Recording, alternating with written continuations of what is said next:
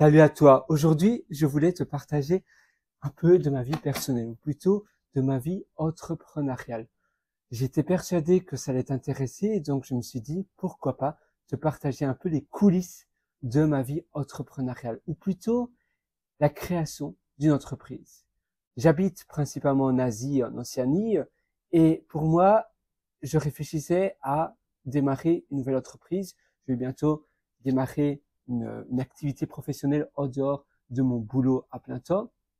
Et c'est vrai que je suis également nomade pour la plupart du temps. Avant, je ne l'étais pas du tout. Avant, j'habitais de manière sédentaire en Australie. J'ai également habité de manière sédentaire en Nouvelle-Zélande. J'aime bien utiliser le mot sédentaire.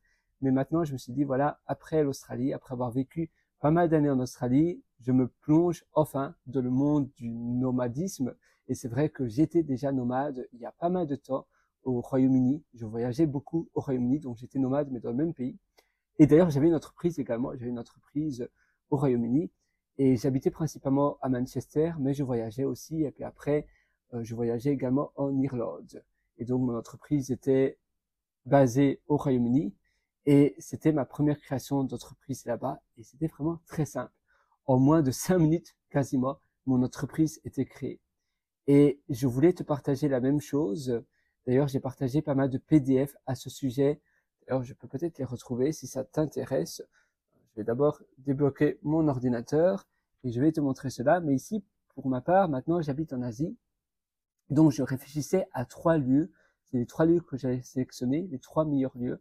Je n'avais plus vraiment envie de créer à nouveau une entreprise au Royaume-Uni parce que je l'avais déjà fait. J'aime bien tenter un autre pays, même si c'est possible tout à fait de créer une entreprise au Royaume-Uni, même si tu n'habites pas là. Je réfléchissais à créer une entreprise aux États-Unis, une LTD. Donc c'est pas mal répété. On va dire l'option assez par défaut pour les personnes qui ont une entreprise, surtout un SaaS ou quelque chose comme ça. Pardon, une LLC. LTD, non, une LLC. LTD, je confonds toujours avec les noms légaux d'entreprise pour le Royaume-Uni. Donc, alors, LLC, tiens, comment ça se fait? LC, alors, que je regarde vite cela.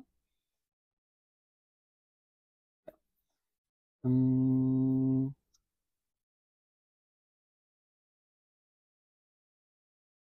évidemment, c'est toujours que tu cherches, que tu ne trouves pas. Voilà, il y a pas mal de noms d'entreprises également, que c'est les noms que j'aimais bien pour les entreprises. Donc oui, maintenant, j'habite principalement en Asie et c'est un choix qui peut être assez difficile.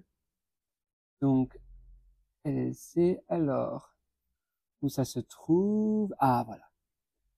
J'utilise Apple Notes, mais c'est vrai qu'Apple Notes n'est pas, parfois c'est un peu difficile. Donc ça, c'était un choix, d'État de Wyoming. J'ai toujours du mal à prononcer ce nom, même si je suis assez anglophone, mais on va le mettre sur Translate. C'est un État aux États-Unis.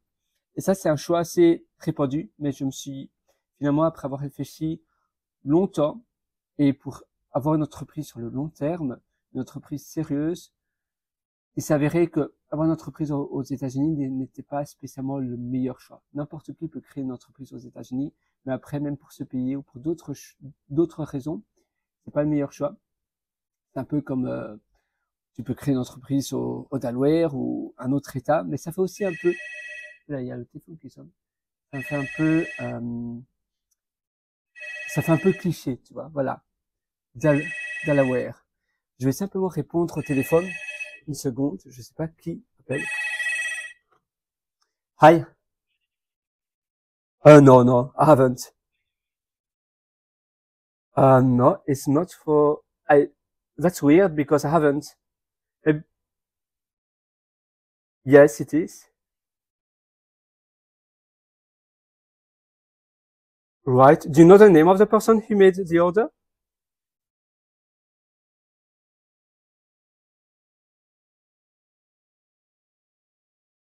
Oh, pepperoni Pierre. Oh, okay. Let me have a look. Yeah. I will be back. Yeah, sure. Alors, nous voilà de retour après le petit accident que j'ai eu au téléphone. Donc, qu'il y avait quelqu'un qui était à ma chambre, ou plutôt qui toquait de la porte de ma chambre pour m'amener une pepperoni pizza. Donc, alors, regardons maintenant ce que l'on a à faire. On va donc parler, comme je te disais, je te parlais des sociétés. Aux États-Unis, tu vois de plus en plus de sociétés digitales qui utilisent une LLC. Donc, une société, c'est une société limitée, à responsabilité limitée, Wyoming. Mais pour ma part, déjà, ça fait un peu suspicieux. De nos jours, ça fait de plus en plus suspicieux les sociétés là-bas et à Delaware. En plus de cela, eh bien, c'est un peu, ça amène également des complications, surtout parfois pour se payer. Et pour ma part, parce que je suis pour la plupart du temps en Asie, ça avait moins de sens. Donc pour moi, Singapour, c'était l'endroit qui avait le plus de sens. Hong Kong, maintenant, c'est vrai que la partie administrative de Hong Kong fait déjà partie de la Chine. Ça veut dire que, par exemple, les passeports hongkongais sont maintenant délivrés par l'administration chinoise. Il y a de plus en plus de choses qui deviennent chinois et on ne sait jamais, dans 3 ans, 4 ans, l'état, la situation de Hong Kong. Donc, c'est préférable de ne pas mettre sa société là-bas si on voit sur le long terme, si on planifie sur le long terme. Pour ma part, c'est le cas. Singapour a également une autorité beaucoup plus sérieuse que Hong Kong. Hong Kong, ça va, mais ça fait déjà maintenant assez paradis fiscal. Dubaï, c'est vrai que Dubaï, c'est très prisé. Ça fait aussi un peu paradis fiscal, c'est vrai, soyons honnêtes. Et en plus de cela, même si on fait les choses très bien, le nom Dubaï, on se dit, tiens, tiens. Et puis, donc en plus de cela, les frais pour incorporer sa société, les frais de base sont très chers. Et les company formation, donc c'est-à-dire les endroits, les sites internet, les services offerts pour incorporer sa société à Dubaï ne sont pas les meilleurs. Pour ma part, si maintenant je ne vais pas prendre un vol à Dubaï, c'est assez difficile parce que les sociétés, les services sur internet ne sont pas très propres, je trouve. Tous ceux que j'ai vus, même les plus connus, et les services qu'ils proposent sont pas ceux que je cherche. Moi, je veux vraiment un all inclusive avec tout, de A à Z qui est inclus. Donc pour moi, et puis Dubaï, je suis assez loin de Dubaï quand même. Quand tu habites en Asie, c'est quand même assez loin. C'est préférable alors d'avoir tes sociétés à Singapour. Singapour, c'est pas du tout un paradis fiscal. Surtout, tu payes beaucoup d'impôts. Bon, beaucoup d'impôts, je veux dire, c'est correct. Dublin, c'est 12,5%. Tu as la plupart des pays de nos jours, comme de nos jours maintenant, en 2024, comme la France, la Belgique, le Royaume-Uni, c'est 20%. Singapour, c'est 17%. Donc, c'est assez près de 20%. L'Australie, quand j'habitais en Australie, j'ai regardé, pour l'Australie, c'est 30%. Et si tu n'habites pas en Australie, il n'y a pas vraiment de bénéfice à avoir tes sociétés en Australie. Si tu n'habites pas en Australie, c'est un peu plus difficile. Donc, pour moi, Singapour, c'était le mieux, même si c'est assez cher. Ça coûte plus cher d'avoir ces sociétés à Singapour que à Hong Kong. Et point de vue des impôts, c'est beaucoup plus élevé. À Hong Kong, si tu peux prouver que tes revenus sont pas générés sur le territoire hongkongais, tu n'as pas d'impôt. Tu dois continuer tu as un financial, c'est-à-dire comment tu appelles cela? Les retours financiers, les annuaux, là, c'est de la chantilly. Aïe. Chaque année, à la fin de chaque année, tu as le bilan financier que la société, voilà, les finances, ce que la société a généré, ce que la société a dépensé. Et même à Hong Kong, même si tes revenus ne sont pas générés à Hong Kong, tu dois déclarer cela. Tu as la déclaration fiscale de l'année. En plus de cela, tu as donc un audit que tu dois réaliser. Tu as pas mal de sociétés comme Slick et Osome qui proposent cela, O-S-O-M-E et Slick, S-L-E-E-K. Tous les deux sont très bien. Vraiment, je les conseille. Mais pour ma part, je me suis dit Hong Kong, ça va pas être le numéro un. Si tu les contactes, ils vont directement te répondre et leurs réponses sont extrêmement bien détaillées. Pour ma part, j'ai Osome, quelqu'un de Osome, O-S-O-M-E pour Singapour et pour Hong Kong. Et cette personne-là, la première personne pour Singapour, on est resté au téléphone pendant 1 heure. Moi et la personne au téléphone, elle m'a tout expliqué pendant 1 heure. C'était assez exceptionnel. Et pour Hong Kong, la personne n'avait pas de disponibilité. Le jour même, je lui ai proposé, tiens, est-ce que c'est possible? Parce que sur votre calendrier, aussi le calendrier en ligne, il n'y avait pas de disponibilité. Et elle m'a mis sur son heure de lunch, sur son heure de midi. Et donc, j'ai pu poser toutes mes questions durant son lunch de midi. Heureusement, je n'ai pas duré trop longtemps non plus parce que c'est vrai que ça te met un peu mal à l'aise, surtout si c'est sur son heure de pause. Mais c'est vraiment, voilà, le service clientèle est exceptionnel. Mais pour ma part, Singapour, c'était l'endroit qui était le plus approprié. À nouveau, Peut-être que pour toi, si tu habites à Dubaï, alors c'est mieux d'avoir tes sociétés à Dubaï. Si tu habites à Hong Kong, alors c'est mieux d'avoir tes sociétés à Hong Kong.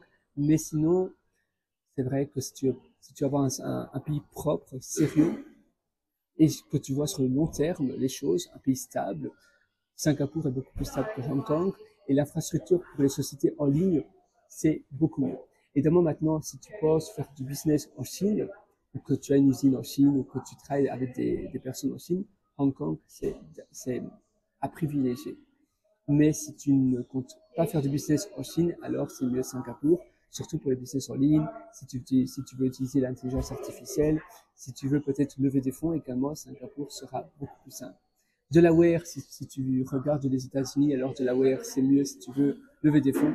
Sinon, comme je te disais, tu as évidemment euh, Wyoming. Je devrais vraiment traduire. Ah voilà, j'ai simplement envie de traduire ce mot qui m'est un peu...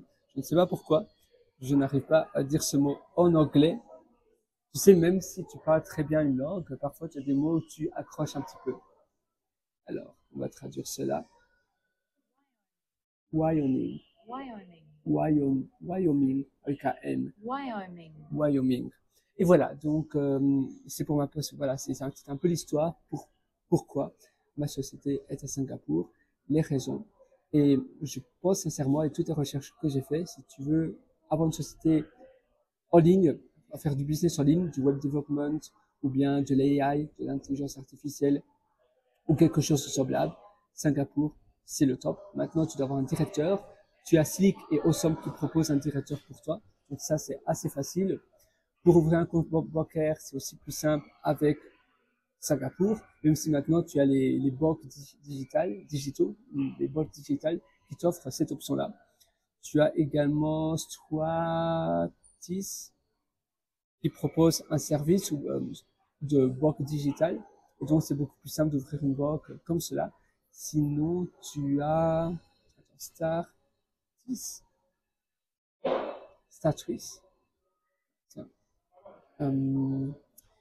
Slick, donc les fondateurs sont français d'ailleurs. Startris, leur nom n'est pas génial, mais Startris. Je pense que c'est celui-là. Ah voilà, c'est ça, tu vois. Ça, c'est le service. Tu veux quand même aller à Hong Kong. Alors, StanSwiss je pense que pour un compte bancaire, c'est le mieux. Et sinon, tu as Airwallex, qui est pas mal. C'est seulement pour les sociétés. Donc, c'est moi un business bank account. Airwallex. Ah, tiens, je me demande pourquoi ça ne va pas. Airwallex, voilà. Ce service-là. Ah, c'est un peu lent. Airwallex. Je le recommande également si tu veux ouvrir un compte bancaire facilement, soit à Singapour, soit à Hong Kong.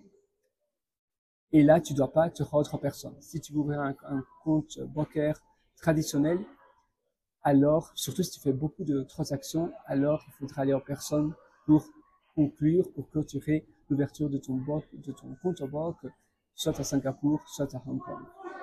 Mais sinon, Airwallex, c'est largement suffisant, surtout quand tu commences et que tu dois pas encore lever des fonds, que tu n'as pas encore d'employés à payer. C'est largement suffisant. Même au début, que tu as 3, 4, 5, 10 employés, ça va. Mais après, si tu veux avoir une structure, une banque qui offre d'autres services que les néobanques, les banques digitales, pardon, n'offrent pas, alors Airwallex, ça peut être une option. Slick, si tu as ta société à Singapour, Slick propose également un business bank account que tu peux ouvrir facilement. Voilà, je vais simplement taper business bank account pour les sociétés à Singapour. Sinon, Slick, ils sont également à Londres. La même chose pour Awesome. D'ailleurs, Awesome, le fondateur est à Londres. Awesome, O-S-O-M-E. Et pour Slick, les deux fondateurs sont à Singapour. Voilà, et ça, c'est Awesome. Mais Slick est un tout petit peu plus cher. Mais par contre, en règle générale, la comptabilité offerte par Slick est moins chère parce que il te propose le plan par rapport à tes dépenses, par rapport à ce que la société fait comme dépenses. Donc, si tu as peu de dépenses, ça revient moins cher que Awesome. Awesome, c'est par rapport aux revenus, donc au chiffre d'affaires que tu réalises. Et c'est évidemment, si tu dépasses les 30 000 dollars singapouriens de chiffre d'affaires, ce qui est absolument rien, tu vas déjà payer beaucoup plus cher. Voilà, donc moi je te propose de faire un peu tes recherches. Sinon, Singapour, c'est une bonne option option. Si tu préfères quand même les États-Unis, pourquoi pas. C'est d'ailleurs des services que je te propose, Dola. Ou bien tu as l'autre service qui est, ah voilà, c'est celui-là. First Base, qui est d'ailleurs moins cher. First Base, que je te propose également si ça t'intéresse. Et moi, je te souhaite une excellente journée sur ce. Va très loin dans ton succès, dans ton business. Et je suis sûr d'ailleurs que tu vas aller très loin. Moi, je vais boire mon café. Je vais un peu me reposer. J'ai été au spa, ici, au spa polynésien. Et je te souhaite une excellente journée remplie de succès. Et évidemment, il faut commencer son choix maintenant. Si tu veux créer une société, fais tes recherches. Mais par contre, ne stagne pas. Il faut avancer. C'est en avançant que tu apprends.